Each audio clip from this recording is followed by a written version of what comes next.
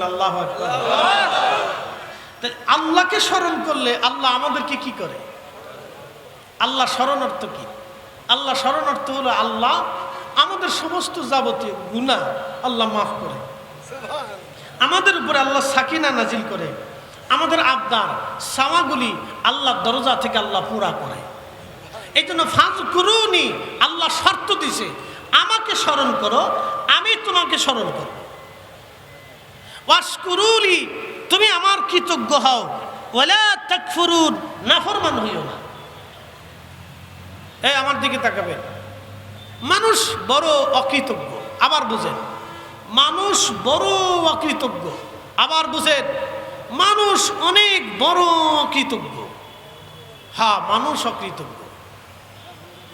আপনি কুত্তা খাওয়াবেন, ও মরে যাবে, আপনার দরজা পাহারা দিবে, কিন্তু আপনার সাথে বেঈমানি করবে না। সন্তানের পিছনে একটা বাবা 25 বছর পরিশ্রম করে, শেষ পর্যন্ত এই সন্তান বাবা মার সাথে বেঈমানি করে। কথা ঠিক আছে না ভাই? এই সন্তান বাবা মার সাথে বেঈমানি করে। একটা মা সন্তানের পিছনে 40 বছর পরিশ্রম করে, শেষ পর্যন্ত এই সন্তান বাবা মাকে বৃদ্ধাশ্রমে পাঠায়। এটা মানুষ অনেক বড় অকৃতজ্ঞ।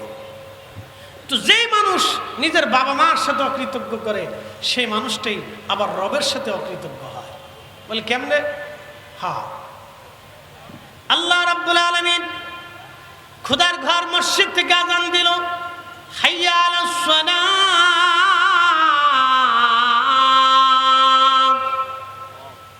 নামাজের দিকে আসো। আপনার তখনও দোকান বন্ধ হয় নাই, তখন আপনি চিন্তা করলেন দোকান আরো পরে বন্ধ করি। দোকান বন্ধ করলেন না, কি করলেন? বেচা বিক্রি চলতে লাগলো, করতে লাগলেন বেচা বিক্রি। বেচতে বেচতে জোহর গেল, আসর গেল, মাগরিব গেল, এশা গেল। এরপরে আপনি বাড়ি চলে আসলেন, আপনার মা জোহর গেল, আসর গেল, মাগরিব গেল, এশা গেল, 4টা ওয়াক্ত দোকানের মধ্যে চলে গেল। একটা ওয়াক্তের জন্য আপনি আল্লাহকে সেজদা দিলেন না। এটাই হলো আল্লাহর সাথে বেঈমানি করা। কথা কন না কেন? ঠিক কিনা? এটা আল্লাহর সাথে নাফরমানি করা, এটাই আল্লাহর সাথে নাফরমানি, এটাই আল্লাহর সাথে নাফরমানি। আর দোকান বন্ধ করে যখন আপনি নামাজে দাঁড়িয়ে যাবেন, নামাজে যখন দাঁড়াবেন, তখন বান্দার সাথে আল্লাহর প্রেম হয়ে যায়। আল্লাহ বলেন ইন্নী জাইলুন ফিল আরদি খলিফা, আমি পৃথিবীতে খলিফা পাঠাবো। এই খলিফা কারা? এই খলিফা হলো আমার আল্লাহর বান্দারা। আমরা আল্লাহর খলিফা হতে পারি নাই, আমরা শয়তানের খলিফা হয়েছি, আল্লাহর খলিফা আমরা হতে পারি নাই। আল্লাহর খলিফা কে হয়েছিল? হুজুর মহিউদ্দিন আব্দুল কাদের জিলানী। ছোট্টকালেও মিথ্যা কথা বলে নাই, তিনি আল্লাহর খলিফা। ওনার আব্বাজান হযরত আবু সালেহ মুসা রহিমাহুল্লাহ একটা ফল খেয়ে ফেলেছিলেন মালিকের অনুমতি ছাড়া। সেই ফলটা খাওয়ার পরে তিনি নদীর পাড় দিয়ে হেঁটে হেঁটে হেঁটে হেঁটে যাইয়া তিনি মালিকের কাছ থেকে ক্ষমা চেয়েছিলেন। 12টা বছর তিনি পরিশ্রম করেছিলেন ক্ষমার জন্য। এরা হচ্ছেন খলিফা, আল্লাহর খলিফা। 4 মাযহাবের 4 ইমাম, 4 তরিকার 4 ইমাম, উলামায়ে মুতাকাদ্দিমিন মুতাআখিরিন, ইমাম বুখারী, ইমাম মুসলিম, ইমাম নাসাই, ইমাম ইবনে মাজাহ, ইমাম তিরমিজি, ইমাম আবু দাউদ, ইমাম হাকিম, ইমাম যাহাবি, ইমাম ইবনে কাসির, ইমাম সুয়ুতি, ইমাম হাজার আসকালানি, মোল্লা আলী কারি মাক্কি, ইমাম হাজার হাইতিমি আশ-শাফি, পৃথিবীর বড় বড় বড় বড় হাদিসের ইমাম, ফিকহের ইমাম, তাফসীরের ইমাম, বড় বড় আইম্মায়ে কিরাম, বড় বড় বুজুর্গ, আল্লাহর ওলিরা, হযরত বাইজিদ বুস্তামি, আবুল হাসান খারকানি, আলিফ আহমদ তুসি, হযরতে খাজা বাহাউদ্দিন নকশবন্দ বুখারী, খাজা বাকি বিল্লাহ, খাজা আলিফ আহমদি, খাজা এমকাঙ্গি, হযরতে মুজাদ্দিদ আল-ফিসানি, শেখ আব্দুল হক মুহাদ্দিস দেহলভী, শাহ ওয়ালিউল্লাহ মুহাদ্দিস দেহলভী, শাহ আব্দুর রহিম মুহাদ্দিস দেহলভী, আব্দুল্লাহ কেবারাবাদী, শেখ আদম বিন নুরি, শাহ আব্দুল আজিজ মুহাদ্দিস দেহলভী, সৈয়দ আহমদ বেরেলভী, আদম বিন নুরি, হযরত নূর মুহাম্মদ নিজামপুরি, শাহ সুফি ফতিল রসুল নামা, শাহ জালালি আমিনী মুজাররদি, হযরতে বদর শাহ কামরুদ্দিন রুমি, দুনিয়ার যত ওলিরা সব ওলিরা আল্লাহর খলিফা, আল্লাহর খলিফা, আল্লাহর খলিফা, কারণ তাদের সাথে আল্লাহর প্রেম হয়েছে। কথা বলেন ঠিক কিনা? আমরা কার খলিফা? আমরা যে শয়তানের খলিফা। হ্যাঁ, শয়তানের খলিফা। কত বড় শয়তানের খলিফা জানেন? কালকে ভিডিওতে দেখলাম, কয়েকদিন আগে, এক ভদ্রলোকের মাথায় টুপি, সুন্দর টুপি, মুখে দাঁড়িয়েছে, সুন্দর টুপি মুখে দাঁড়িয়েছে।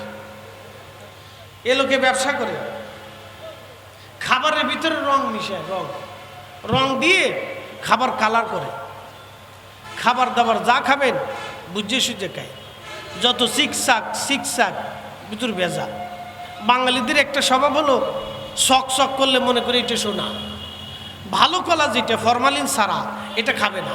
ফরমালিন দিয়ে যে কলারে সুন্দর করে সাজানো হয়, পাকানো হয়, বাঙালি এটা পছন্দ করে। আম যেটা ফরমালিন মুক্ত, এটা খাবে না, দামও জিজ্ঞাসা করে না, এটা ভালো না। কিন্তু যেটা ফরমালিন দিয়ে সুন্দর করে একবারে ফাঁকায় লাল লাল চকচক করে, এটা পছন্দ করে। হ্যাঁ, এটা পছন্দ করে। আমি মধুপুরে গেছি টাঙ্গাইলে মাহফিল করতে, তো মাহফিল শেষ করে বললো, ভাই দুটো আনারস দাও, বাগান থেকে কেটে দাও। কা হুজুর কি করবেন? আমি বললাম বাচ্চা কাচ্চারা খাওয়াইতে হবে, আমি এখান থেকে ঢাকার থেকে আনারস খেলি, ফরমালিন থাকে, তো বাগান থেকে কেটে নিয়ে যাই। কা হুজুর লাভ নেই, বাগানেরটাও যা, ঢাকারটাও তা। বললাম কারণ কি? ঢাকারটাও ফরমালিন, বাগানেরটা ফরমালিন। বাগানে ফরমালিন আসলে কোত্থেকে? গাছে মেরে দিছি। কোন জায়গা মারছে? Made in Bangladesh. খাবেন কি আপনি? এখন আপনাদেরকে একটা কথা বলি, ফরমালিন বিক্রি করে কারা? কথা বুঝেন নাই মনে হয়? যারা ফরমালিন বেচে ওরে ধরিয়ে এনে বাটাম চালানতে দেন। আমাদের দেশে আমরা হুজুর রাসি খালি গুতাগুতিতে আছি।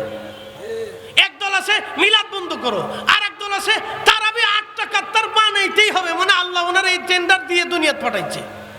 এই কি কথা কর না? হ্যাঁ, কথা হচ্ছে 8 টাকার তারাবি পড়তেই হবে, এটাই সহি। বেটা, তোমরা 8 টাকার তারাবি বানানোর জন্য দেশে আল্লাহ পাঠাইছে।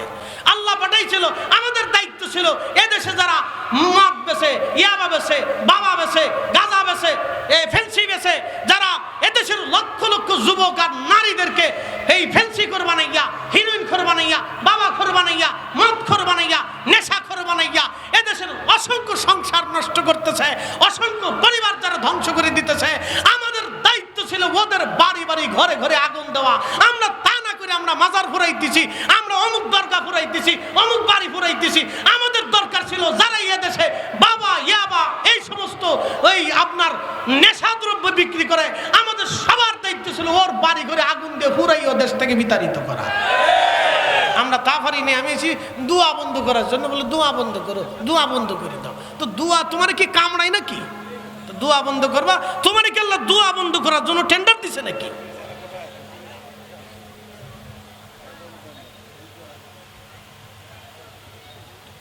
কষ্ট হইতেছে আপনাদের? উচিত কথার ভাত নাই। হ্যাঁ, উচিত কথার ভাত নাই। আল্লাহ এই জন্য আমরা আলেমদেরকে পাঠাইছে না। আল্লাহ কোরআনে বলছেন, ইন্নাল্লাহ, আমি রাব অবশ্যই, ইয়ামুরু বিল আদল, তোমাদেরকে নির্দেশ দিচ্ছি তোমরা পৃথিবীতে ইনসাফ প্রতিষ্ঠিত করবে। একসাথে বলবেন আল্লাহু আকবার। কি প্রতিষ্ঠিত করবে? না, জোরে বলেন। হ্যাঁ হয় না? আরো জোরে বলেন, আরো জোরে বলেন, আরো জোরে বলেন। কোরআন 40 বছর নাজিল হয়েছিল। কোরআন 40 বছর বয়সে কোরআন এসেছিল আমার রাসূলের দরবারে। 40 বছর পর্যন্ত আল্লাহ রাসূলের কি কাজ ছিল জানেন? 40 বছর কোরআন আসে নাই, 40 বছরে নামাজ আসে নাই, 40 বছরে রোজা আসে নাই, 40 বছরে হজ আসে নাই, 40 বছরে যাকাত আসে নাই, 40 বছরে জিকির আসে নাই, 40 বছরে শরিয়াত আসে নাই, 40 বছরের হালাল হারামের কোন আইন আল্লাহ রাসূলের কাছে আসে নাই।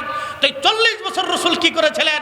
40 বছরে একটা মিথ্যা বলেন নাই, আমানতের খেয়ানত করেন নাই, কাউকে গালি দেন নাই, কাউকে আঘাত করেন নাই, কাউকে অভুক্ত থাকতে দেন নাই। হিলফুল ফুজুল সংগঠন তৈরি করে আল্লাহর নবী যুদ্ধ বিগ্রহ বন্ধ করলেন, ক্ষুধার্তর ঘরে খাবার দিলেন, অভুক্তর ঘরে খাবার আশ্রয় দিলেন, দরিদ্র মানুষের যার পোশাক ছিল না তাকে পোশাক দিলেন, এতিমের আশ্রয়স্থল হয়ে গেলেন এবং ক্ষুধার্ত মানুষের ঘরে খাবার পৌঁছাইলেন। আল্লাহর নবী 40 বছর পর্যন্ত শুধু মানুষের জন্য কাজ করেছেন, শুধু মানবতার মুক্তির জন্য কাজ করেছেন, শুধু মানবতার মুক্তির জন্য কাজ করেছেন। কথা বলেন ঠিক না? আমরা করছি কি? আমরা কি করছি? কিচ্ছু করতে পারিনি। আমরা